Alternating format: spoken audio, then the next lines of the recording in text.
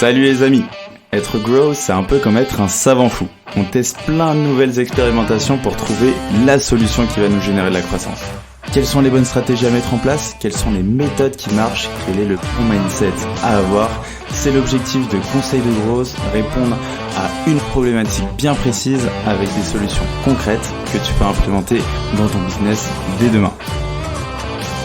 Je suis Alexis Bouvet, cofondateur de la marque Tailleur et de l'entreprise Growth Hiring, et je te souhaite la bienvenue dans ce podcast qui t'apporte un maximum de conseils pour booster ta croissance. Bonne écoute! Bonjour à tous, bienvenue dans un nouvel épisode de Conseil de Growth, et aujourd'hui on est en compagnie de Hugo, un growth marketer chez Carmen. Déjà, Hugo, comment tu vas? Ça va nickel, écoute, merci beaucoup Alexis. Trop cool. Bon, content de faire cet épisode. Ouais, carrément. C'est un podcast que j'écoutais de mon côté. Ça fait bizarre de se retrouver de l'autre côté des écouteurs, donc c'est cool. Ouais, c'est trop bien. Le plaisir, c'est que tout le monde puisse aussi partager, apporter de la valeur. Tout le monde a son petit truc à dire. Et l'objectif, ça va être de parler. On va parler un petit peu ROI, mesures, etc. On va introduire le sujet. Déjà, est-ce que tu peux te présenter pour ceux qui ne te connaissent pas Ouais. encore? Yes, bien sûr. Du coup, Hugo, je suis grosse marketeur chez Carmen. J'ai rejoint la boîte au tout début. Enfin, j'étais le premier profil business là-bas. Ça fait quasiment 2 ans maintenant, enfin 1 an et demi. Et du coup, j'ai pu intervenir sur tout ce qui était la création de en fait, la génération de pipe, tout simplement. Principalement enfin, je suis vraiment spécialisé sur la partie inbound, donc avec les sujets de organic, paid, etc. Mais j'interviens aussi sur un peu tout ce qui va être produit, gestion du CRM, marketing global, tu vois, toute la communication, très large. Sinon, mon parcours, c'était mon premier taf. Donc, j'ai rejoint Carmen en sortant d'études. Donc, j'ai un peu fait mes classes dans une startup qui est un contexte qui a beaucoup changé à partir du moment où on est rentré et ce qu'on a aujourd'hui. Trop bien. Merci pour la petite présentation. Du coup, là, l'objectif, ça va être de parler, de savoir comment mesurer et s'assurer d'avoir une bonne mesure, en gros, de tes actions mises en place, parce que souvent, c'est un problème qu'on a quand on est marketeur, quand on est growth, c'est qu'on va vouloir lancer plein d'actions différentes. Souvent, on va être ultra défocus, d'ailleurs. Aller tout mener de front. Par contre, on va pas souvent mettre en place les bonnes mesures, les bons indicateurs face au projet, face aux expérimentations. Du coup, de temps en temps, ne pas prendre les bonnes décisions sur les sujets. Donc ça, c'est un sujet que toi, tu as expérimenté pas mal du coup chez Carmen et que tu as fait tes armes Yes. là-bas. Tu étais là à la naissance du projet, donc c'est beau. Et donc déjà, qu'est-ce que tu peux nous en dire un petit peu justement de cet enjeu, cette problématique que peuvent rencontrer beaucoup de growth et de marketeurs? Ouais, carrément. Tu l'as dit au début, le danger, c'est de partir dans tous les sens. L'idée, c'est vraiment d'avoir une vision ROI tout le temps. Essayer de mesurer un maximum ses actions pour savoir forcément sur lesquelles on doit accélérer ou pas. Et en échangeant avec pas mal de grosses de l'écosystème un peu Startup Nation, je me suis rendu compte que en fait, il y avait beaucoup de créativité et d'intelligence business et plein d'actions qui sont lancées tout le temps, mais en fait, assez peu de retours sur qu'est-ce que ça a vraiment rapporté derrière, tu vois. Et du coup, ouais, c'est de ça dont je voudrais parler. En fait, je pense que tout ça, ça vient aussi du fait que, en fait, quand tu es dans une équipe qui est toute petite, qui a pas de track record, forcément, tu pas forcément d'historique sur lequel tu peux te baser pour savoir si tu avances dans la bonne ou mauvaise direction. Et ça, c'est un bon moteur pour toujours, tu vois, se remettre en question et essayer de comprendre vraiment là où tu as des actions qui génèrent de l'impact. Pour ça, en fait, c'est toujours essayer de garder une vision la plus large possible, donc quasiment se mettre au niveau des fondateurs en se disant: «OK, l'action qu'on est en train de générer, le but final, c'est générer du revenu pour la boîte et comment on fait, pour maximiser cette génération de revenus-là?» Et peut-être que c'est pas sur des actions que tu es en train de mener tout de suite. Enfin, pour donner un exemple concret, si tu veux, l'année dernière, quand, en arrivant, on avait, une agence ads qui gérait l'acquisition payante. Et du coup, je me suis dit, première problématique, OK, comment on fait pour maximiser le revenu qui est généré depuis cette activité d'ads? Un peu classiquement, tu vois, on aurait tendance à se tourner vers une métrique comme le ROAS, qui est le revenu que tu génères par rapport à ton budget ad spend. Sauf qu'en fait, si tu prends un peu plus de recul, la manière, le budget que tu vas dépenser pour aller générer du revenu via les ads, c'est oui, le budget paid, mais aussi le budget que tu vas dépenser pour l'agence. Et moi, en l'occurrence, c'était mon temps, donc mon salaire. Pour donner des chiffres concrets, on payait 2500 € par mois pour une agence. On avait environ 4K de spend par mois. Et là-dessus, on arrivait à avoir un ROI qui tourne autour de 3. en sachant que je passais 3-4 heures par semaine sur des activités de paye, donc que ce soit le meeting d'agence, planifier des briefs, les retours qu'on pourra avoir avec eux, le reporting, etc. Donc je me suis dit, ok, si on cut les frais d'agence, déjà on retire 2 500 € par mois au budget qu'on va consacrer à ce qui génère des ads. Et en fait, juste avec l'internalisation, en passant 4 heures par semaine sur le paid, donc au lieu de les passer à faire du reporting et des meetings, on les passe plus les mains dans l'opérationnel, quoi. Mais le ROI derrière, on l'a multiplié par 1,6, juste avec l'internalisation, en fait. Et après, une fois que tu as stabilisé un peu les campagnes, que tu as compris comment tout fonctionnait bien et que c'est possible de les faire monter graduellement en puissance, tu prends le budget ads que tu avais coupé à la base, que tu réinjectes dans tes ads en essayant de garder pour le coup le même ROAS.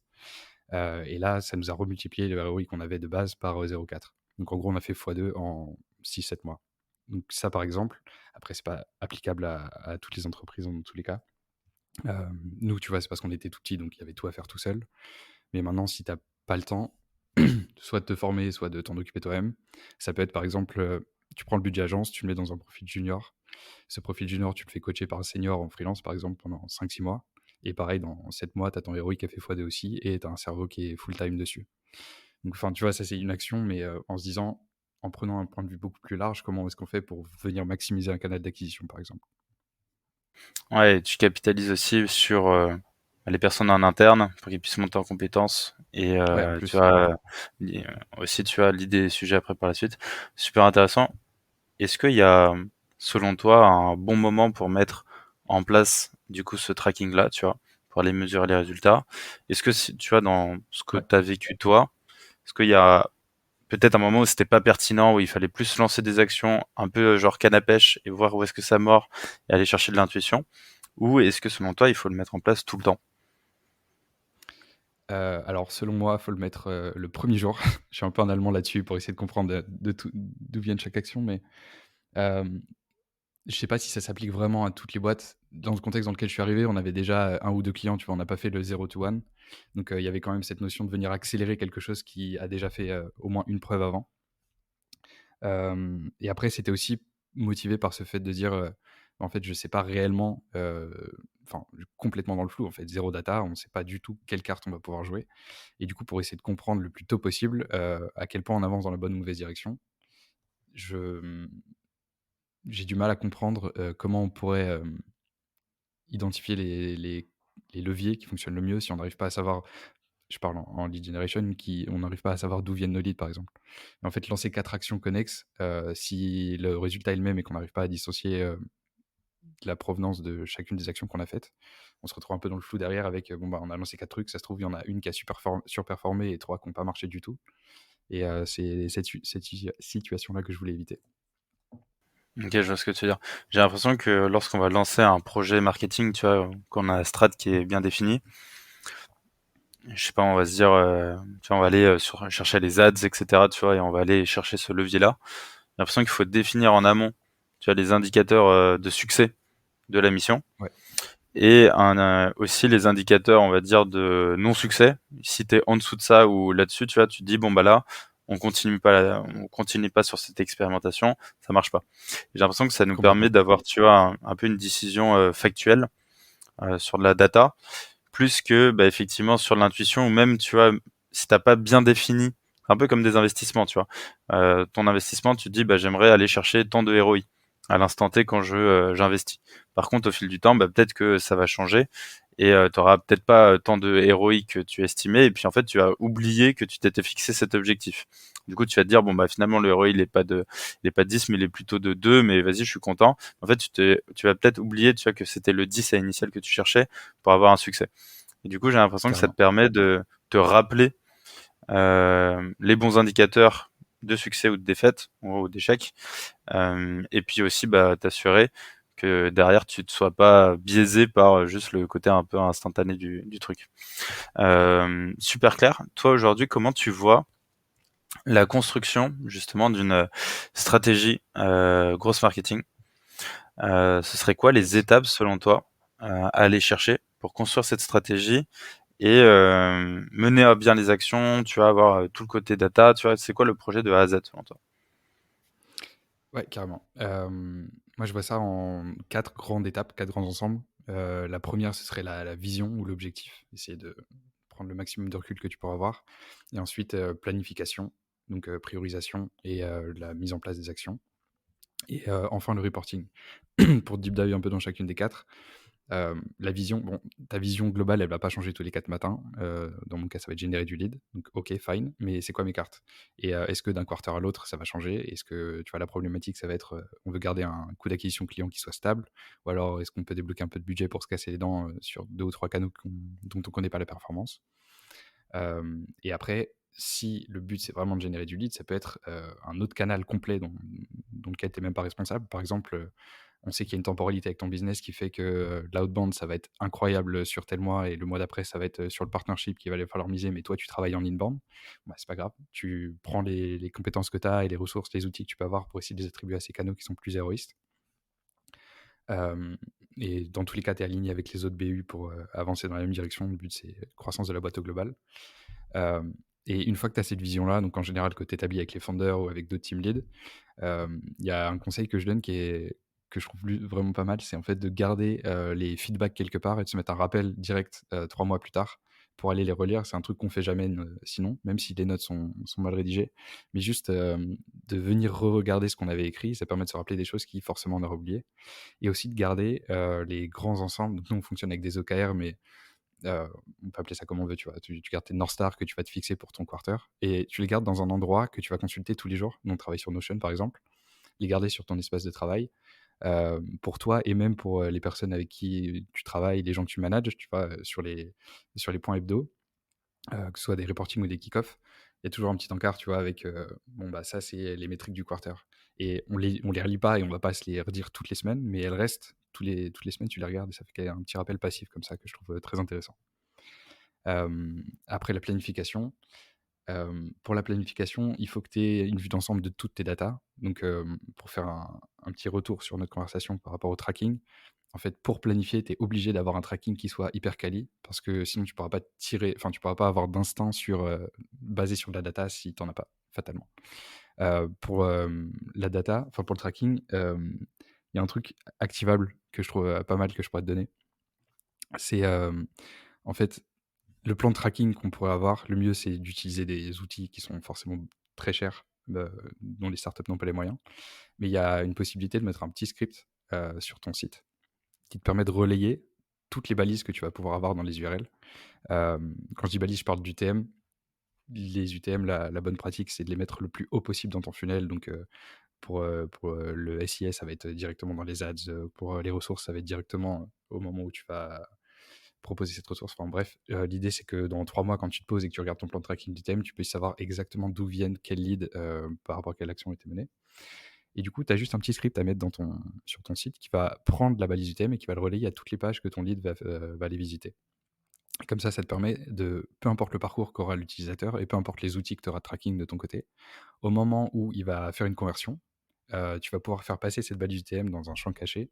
Donc nous, on utilise un outil de formulaire qui s'appelle Typeform, qui permet d'utiliser cette fonctionnalité de manière native. Et en fait, il va, dans un champ caché, mettre la balise UTM pour que, à partir du moment où la personne est convertie, tu aies tous tes leads et tu puisses les avoir par canal d'acquisition que tu auras transformé. Il y a un truc qui est pas mal avec ce script aussi là, tant qu'on est dessus, c'est ça te permet aussi de prendre le referring domain, donc le nom de domaine depuis lequel le lead est arrivé sur ton site, et de le mettre comme si c'était une balise UTM. Et ça, c'est vraiment cool pour, par exemple, les articles de presse. Imagine demain, tu fais un communiqué sur les échos.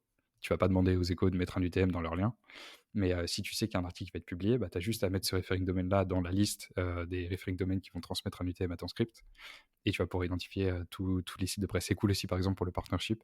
Je sais que c'est un enjeu au niveau du pôle de partenariat parce qu'on traite avec des personnalités qui ne sont pas forcément motivées par le fait d'avoir un plan de tracking qui soit quali. Et ça peut être frustrant côté partenariat parce qu'il y a des gens qui arrivent en inbound mais on n'arrive pas à les catégoriser comme tels. En fait, avec ce tracking-là, ça te permet d'identifier de la sorte de tous tes partenaires. Bon bref, ça fait une grosse parenthèse sur le tracking. Mais une fois que tu traques bien tout, donc tu as bien toutes tes datas, maintenant tu peux avoir une vision full funnel. Donc vraiment du tout début jusqu'à la conversion en client de toutes tes sources. Donc là, soit tu es un peu tech savvy et tu as déjà un data warehouse, genre BigQuery, tu peux utiliser genre un ETL, donc genre Airbyte ou Funnel. Tu consolides ta donnée, tu fais de la visualisation avec Metabase ou Looker. Et là, vraiment, c'est l'autoroute du kiff. Enfin, tu fais vraiment ce que tu veux. Tu peux même remonter les données à ton CRM, tu fais un reverse ETL, tu centralises tout dans un reporting de ton CRM. Sinon, tu es comme moi et tu sais pas coder. Donc là, je recommande des outils de no-code qui te permettent de centraliser toutes les sources de data. Personnellement, j'utilise Databox, je trouve ça incroyable. Ça te permet d'avoir plusieurs sources, ton CRM, de Google Sheet, bref, tu fais un peu ce que tu veux. Donc bref, tu as bien mappé tout ton funnel de conversion, tu as tous tes taux de conversion à chaque étape. Et du coup, là, ça va être important de trouver l'action qui va avoir le plus d'impact par rapport à la métrique que tu as envie de faire monter. Donc, en partant de la métrique, plus qu'en partant de l'action, enfin, c'est un peu contre-intuitif, mais je sais qu'au début, j'avais tendance à faire ça, de dire quelles sont les actions, quelles sont les cartes marketing que j'ai en main. Bah, ok, il y a le referral, il y a la presse, il y a l'influence, il y a telle et telle chose. Qu'est-ce que j'ai envie de solliciter en premier? En fait, de faire la logique inverse et de partir de quelle métrique, quel KPI j'ai envie de faire grimper, euh, qui soit le plus large possible et le plus corrélé au revenu. Par exemple, le nombre de leads qualifiés par mois. En fait, directement, on a plusieurs variables qui vont en découler. Ok, peut-être que j'ai envie d'investir pour rajouter 10% de leads en plus dans le haut de mon funnel, mais peut-être aussi que si j'améliore mon taux de conversion sur la landing page de 10%, en fait, ça va me faire grimper de 20% la génération de leads au final, tu vois. Donc, je trouve ça intéressant d'avoir cette vision de planification par rapport aux data que tu vas pouvoir avoir. Et ouais, toujours lier un chiffre avec, parce que je me suis rendu compte aussi qu'on pouvait un peu se tunnel dans un seul KPI qui soit en fait pas directement corrélé au revenu. Et le fait de pouvoir lier 2 KPI ensemble, ça te garantit que t'es pas biaisé. Enfin, tu pars pas sur une vanity métrique, tu vois. Par exemple, si on augmente le nombre de leads, c'est cool, mais il faut qu'on garde la métrique de sécurité qui soit sur le côté, qui est notre ratio de lead to customer reste la même. Alors là, on est sûr qu'on avance dans la bonne direction, tu vois ce que je veux dire? Ouais, parce qu'après, tu peux avoir Euh, des leads qui soient pas qualifiés, par exemple, et du coup, ça a pas de sens. C'est ça, exactement. Et si tu es trop loin de l'équipe sales ou que tu es dans une configuration qui fait que tu peux pas forcément savoir ce que va donner ton lead à la fin, en fait, tu auras vite fait de penser de bon, bah tiens, j'ai trouvé une solution pour avoir beaucoup plus de leads. Mais en fait, derrière, l'impact sur le revenu, il est négatif. Une fois que tu as planifié, il y a tout cet enjeu de priorisation pour essayer de trouver. Donc, tu as plusieurs des hypothèses que tu as mises. Ok, donc, il y a A, B et C qui vont me permettre d'atteindre plus rapidement mes objectifs. Laquelle je fais en premier? Et un framework que j'utilise, que je trouve vraiment stylé, c'est le framework ICE, que, à mon avis, beaucoup de gens connaissent, donc ça sert à rien de l'expliquer.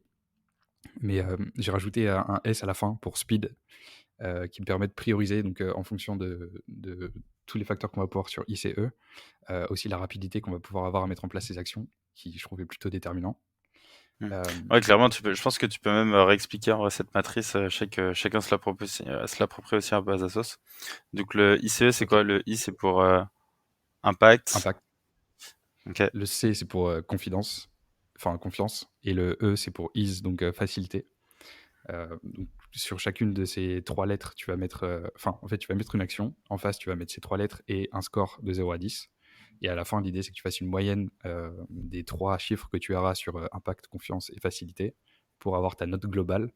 Et à la fin, quand tu as toutes tes actions, tu vas avoir toutes tes actions qui auront une note sur 10 et tu sais que celle qui se rapproche le plus de 10 est celle qu'il faut faire en priorité.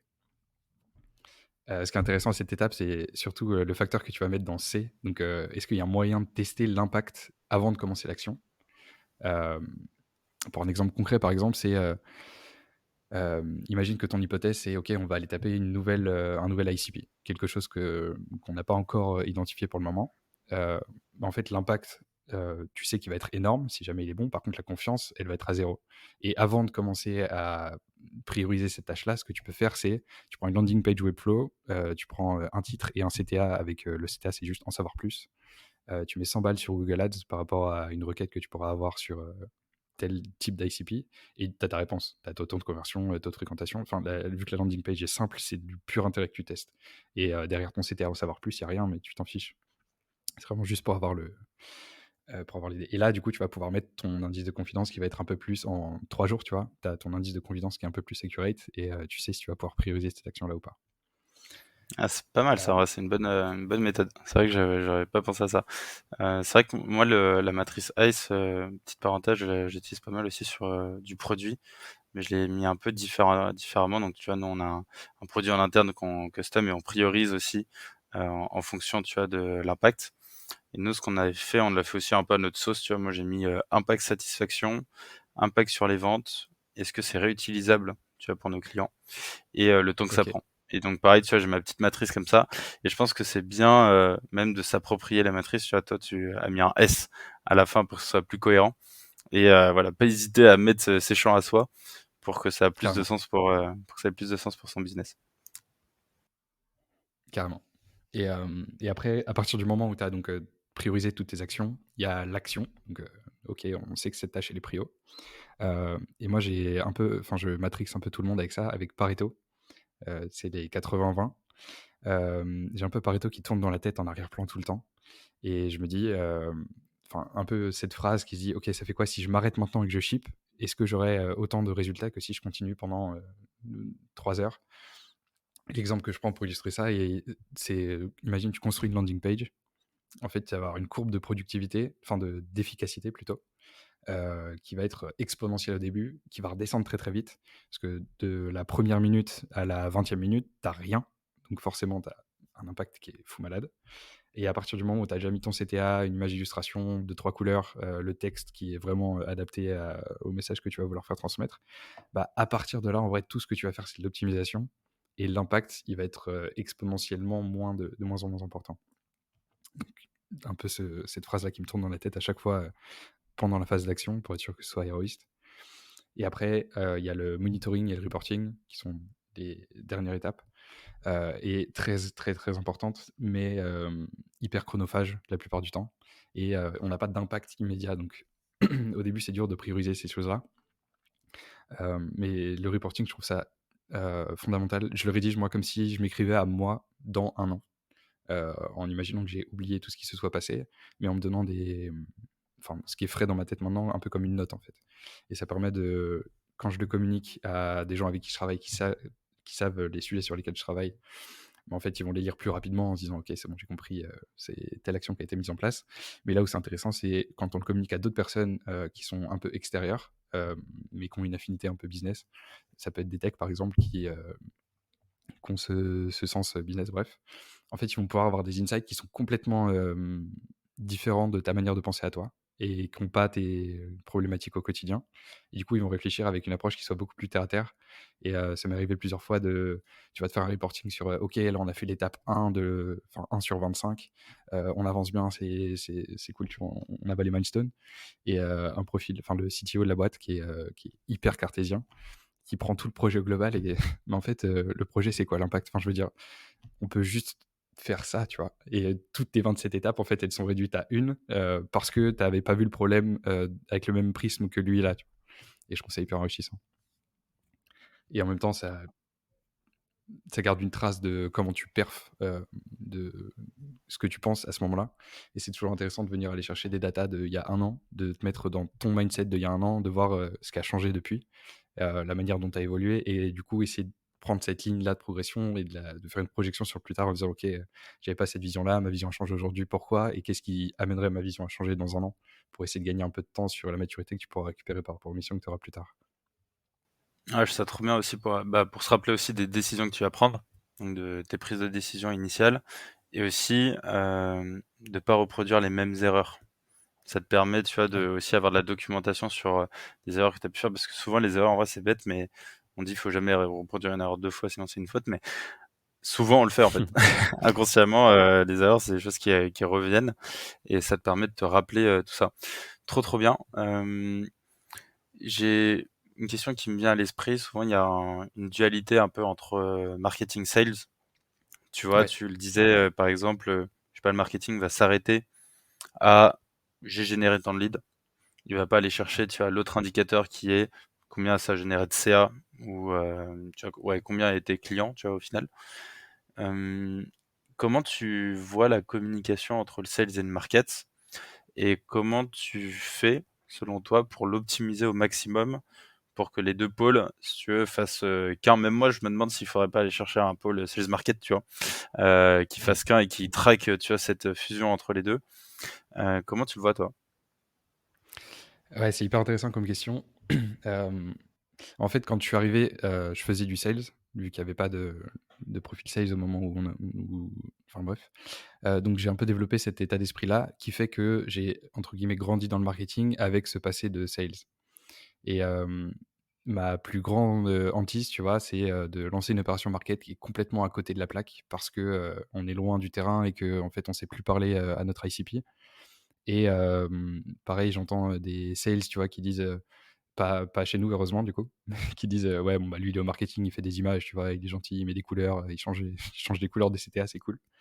Donc vraiment j'ai envie de m'éloigner au maximum de cette, perspective-là et d'avoir, c'est pour ça l'aspect un peu grosse marketing qui est intéressant, d'avoir, un marketing OK, mais qui a de l'impact, qui génère du revenu derrière.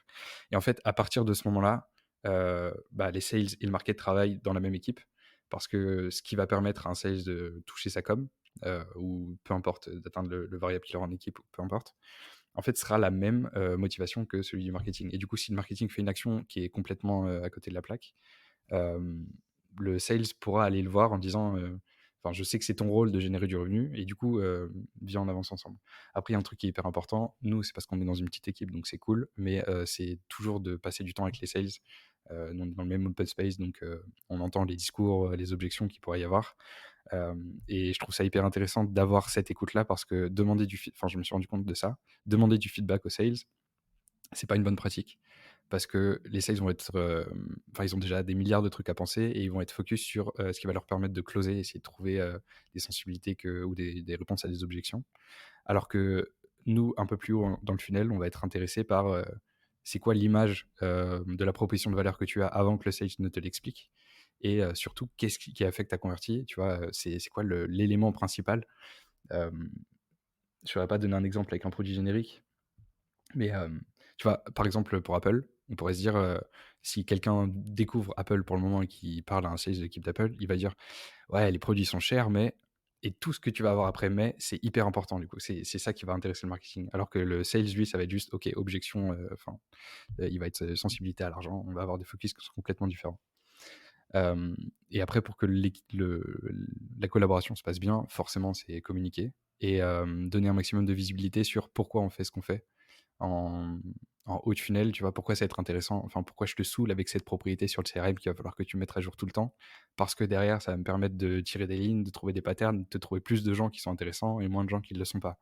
Par exemple, il y a un truc qui est cool, c'est, au niveau du filtrage des leads qui nous, on a beaucoup de demandes entrantes, et on peut adresser très peu de personnes de par notre business model. Et en fait, il y a tout un enjeu de filtrage pour ne pas faire perdre du temps aux sales. Et du coup, il y a cet enjeu de, comprendre les personnes qui ne sont pas qualies. Au début, c'était un peu contre-intuitif, mais on a tendance à essayer de comprendre au maximum les gens qui nous intéressent pour essayer d'élargir les patterns. Et l'année dernière, on est parti sur un concept un peu différent en se disant: «On va surqualifier ceux qui sont pas bons», enfin, je veux dire les leads qui ne nous intéressent pas. Et en fait, on a une variation de notre formulaire, enfin des branches, d'évolution du formulaire qui permettent de poser des questions pour labelliser de mieux en mieux, un lead qui va pas être intéressant. Par exemple, tu vas avoir la première question, c'est, une question à choix une réponse à choix multiples avec, A, B, C et D, en sachant qu'il y a que la réponse D qui disqualifie. Bah, plutôt que à partir du moment où le mec a cliqué sur la réponse D, le dégager du formulaire et lui dire: «On ne pourra pas t'adresser», on lui pose d'autres questions derrière pour essayer de comprendre, enfin, tu vois, d'avoir des personas de lead pas quali, par exemple, et d'identifier pour en avoir le moins possible. Et ça nous a permis d'améliorer considérablement la qualité des leads qui sont entrants et donc les sales passent plus de temps avec des leads quali, donc plus de temps à closer et la collaboration fonctionne beaucoup mieux comme ça, quoi. Ouais, super intéressant. Est-ce qu'il y a des actions que font le marketing plus sur, le cycle de vente, je dirais commercial? C'est-à-dire, effectivement, il y a le marketing, qui va générer les leads, tu vois? Et s'assurer que, bah, ils ont bien été convertis derrière. Mais entre ce moment où le lead est généré et qu'ils convertissent, est-ce qu'il y a des actions, tu vois, hem, de réconfort des prospects sur, la proposition de valeur qui est emmenée par des séquences de mails? Est-ce que, tu vois, il y a des touch points qui vont être faits par le marketing, tu vois, avant que le sales, on parle du closing ou entre les 2 étapes, tu vois? Est-ce qu'il y a certaines actions que vous mettez en place, vous, de votre côté? Ouais, ouais, bien sûr, carrément. Bah, il y a toute la partie, lead automation, enfin scoring automation, qui va permettre de nurturer un contact jusqu'à ce qu'il soit assez chaud. Après, étant donné que nous, on fait du financement, on a vraiment un point d'honneur à ce que les sales aient une relation humaine avec leurs clients plus que, comme un chargé de compte que tu pourrais avoir à ta banque. Et du coup, on minimise le nombre de comptes, gérés par des sales pour qu'ils aient vraiment une approche humaine et qu'ils accompagnent le client de A à Z.